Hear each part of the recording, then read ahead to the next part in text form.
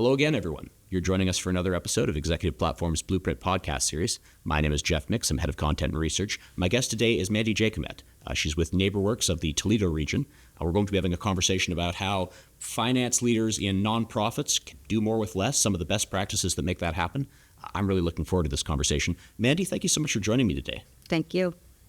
Why don't we start off by talking about this from the perspective, you actually hosted a themed lunch discussion where you said this is what we want to talk about, and people signed up with the idea of having a conversation with it over a meal.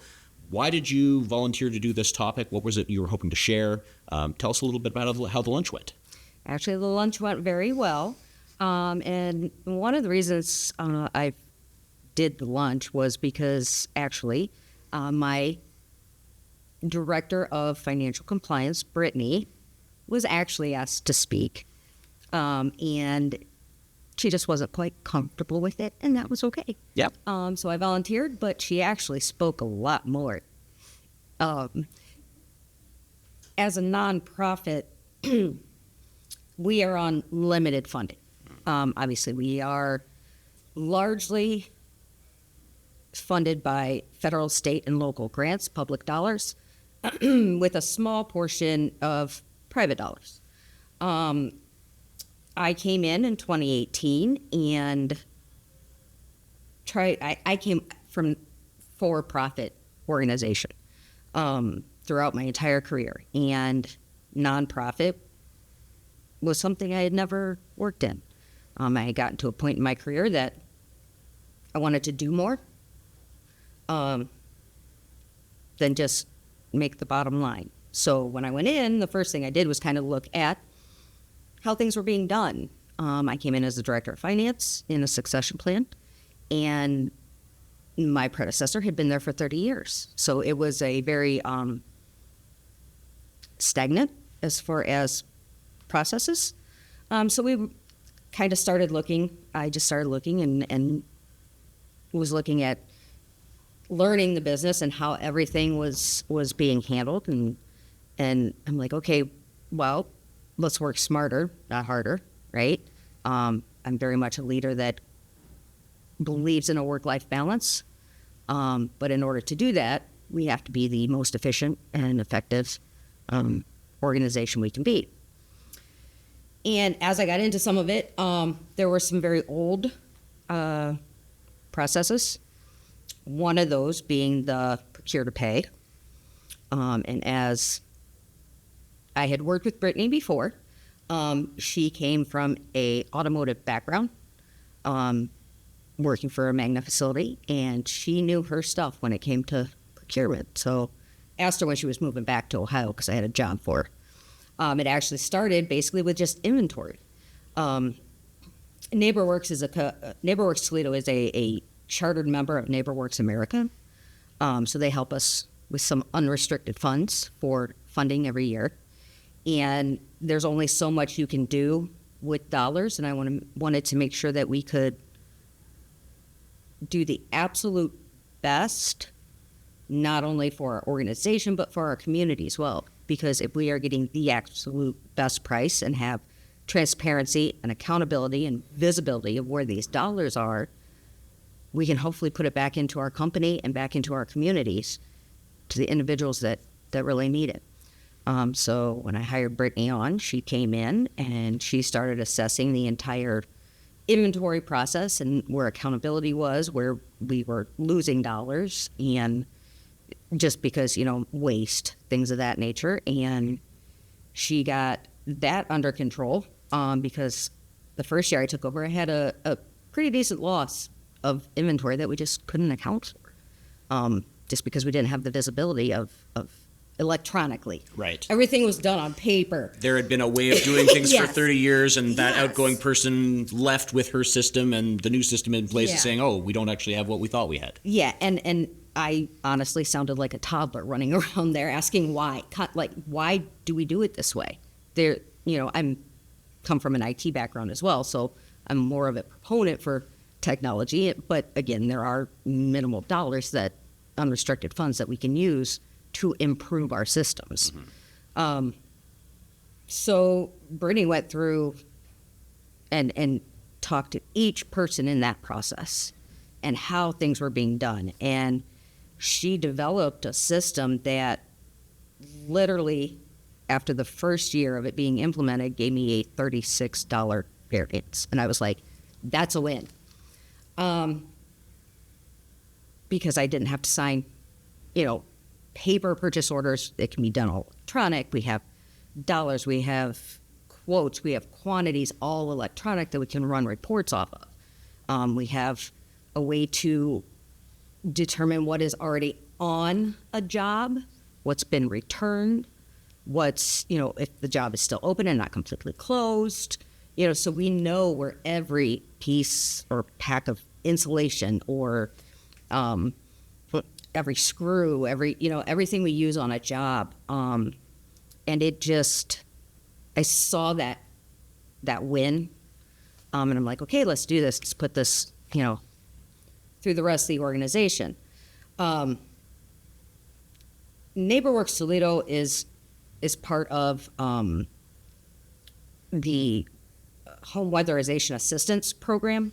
It is a state-funded program.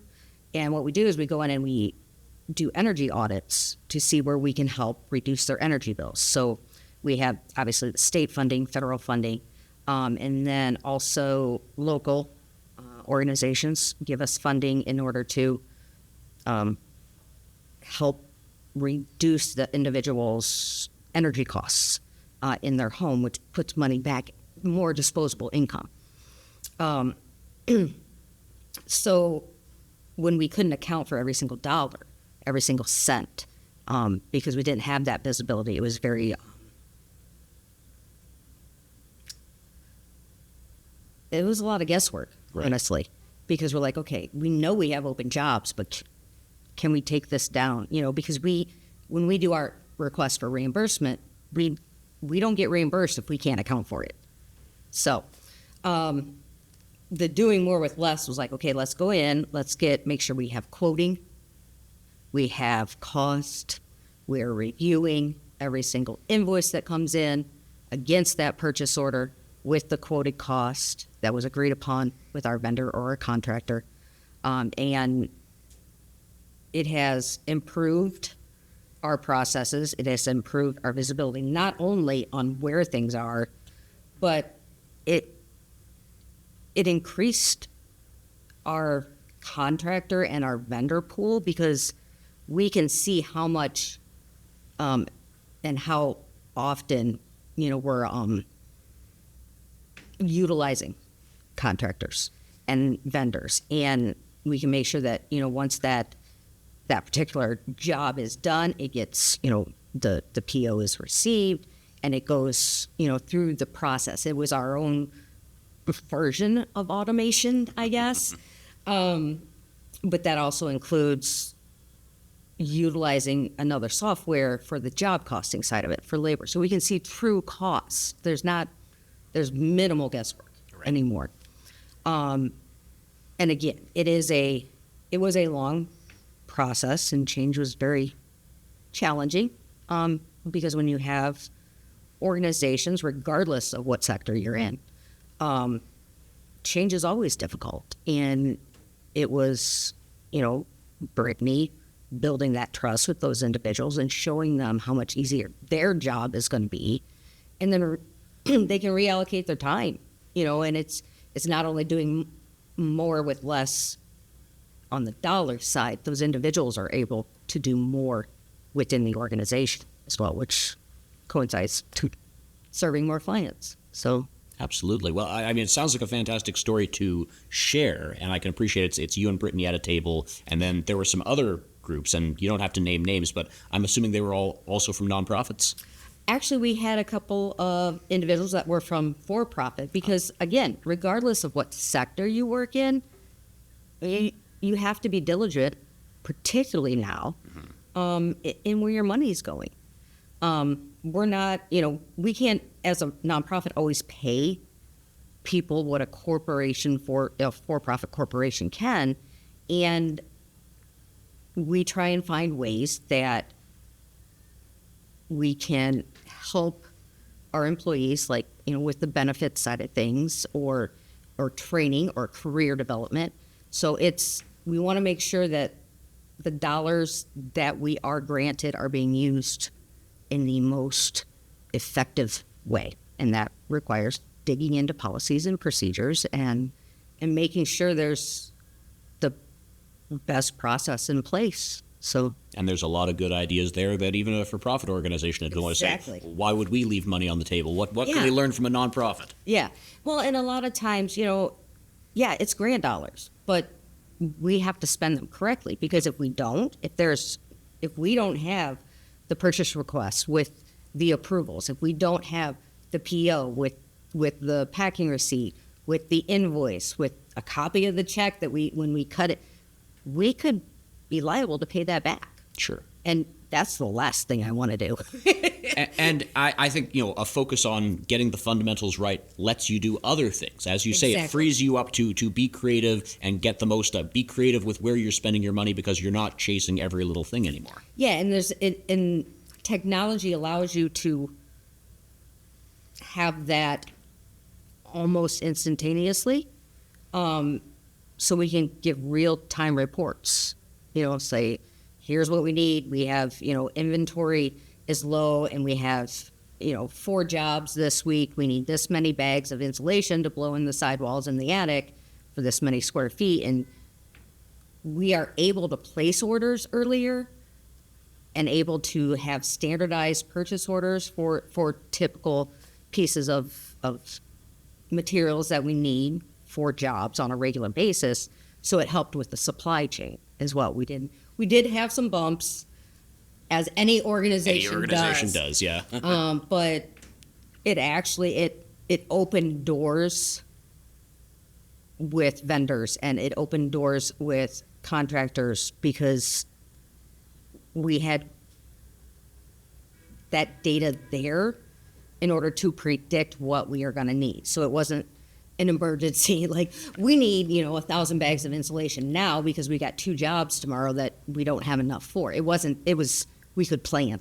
Planning was a part of that whole thing, which allows us to anticipate material cost increases and budget better, and make sure that we are planning and reporting more accurately. It was just kind of. I can also see that being a huge advantage to the partners you're relying on to do jobs. They know they can rely on you. They see a steady process in place where it's going to be repeatable time after time. They know what working with you looks like.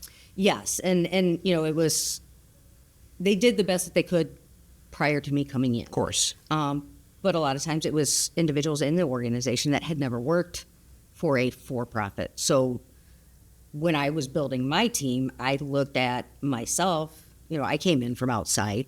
Why do you do this? Why? And if there's a reason, fine. I get that. But if there's not, let's think about a better way to do it if possible. Because, I don't want my team burn out. Our work is hard enough. And we don't have jobs in finance if it's not for the individuals that are out doing the physical labor in difficult conditions. I mean, I'm sure you live, where are you from? Toronto. Okay, cold so enough. It's cold, right? But they're out there in basements and outside in the elements, blowing insulation into the sidewalls.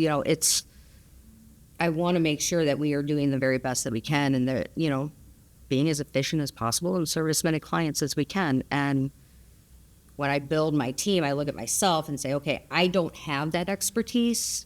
So I look for those individuals that do have that, because that's a gap that I'm honest. I don't know everything. Sure. Nobody does. It's learning, and it's developing, and you need to build a team that you can trust, and you have to make sure you can balance everything out. But, I didn't have HR, and we had exponential growth.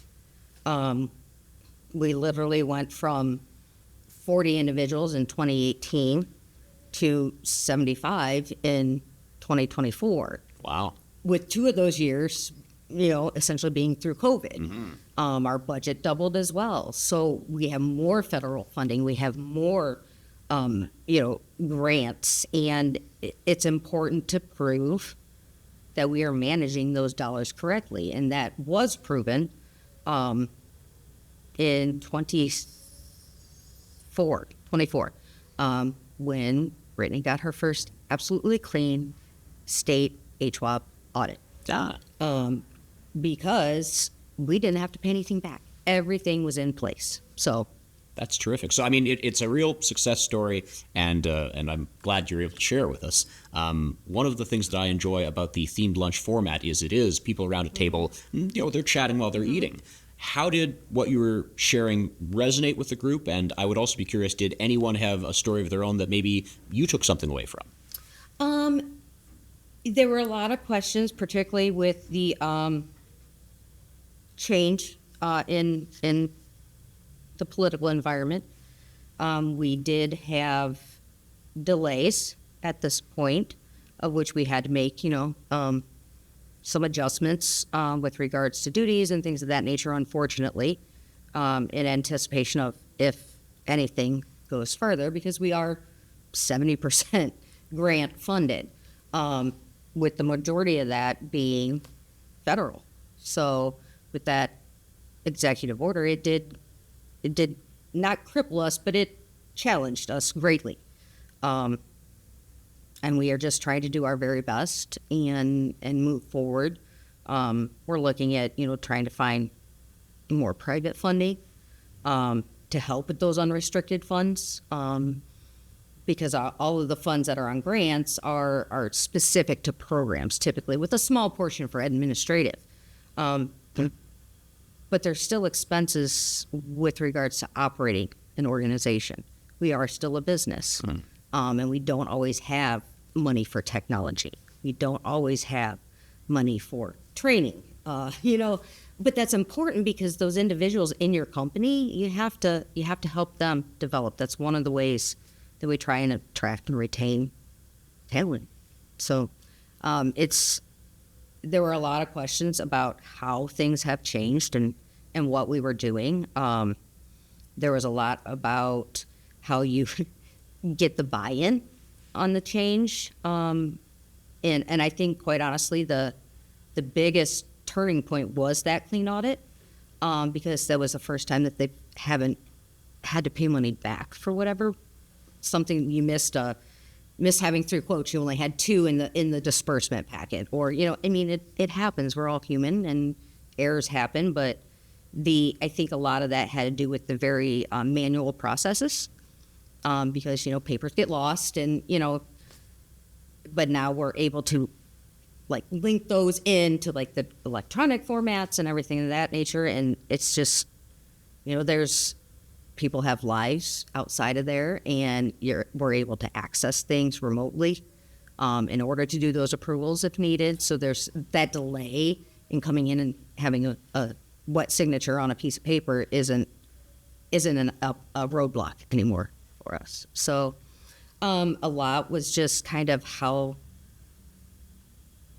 it can be utilized, and there were a lot of side conversations going on. So my apologies if I've kind of diverted around, but I think there's going to be a lot of follow-up with the individuals. We've all exchanged information. I know a lot of people are interested in what else we've done with the change management and how we got, how we handled pushback, and it's just honestly a lot about communication and showing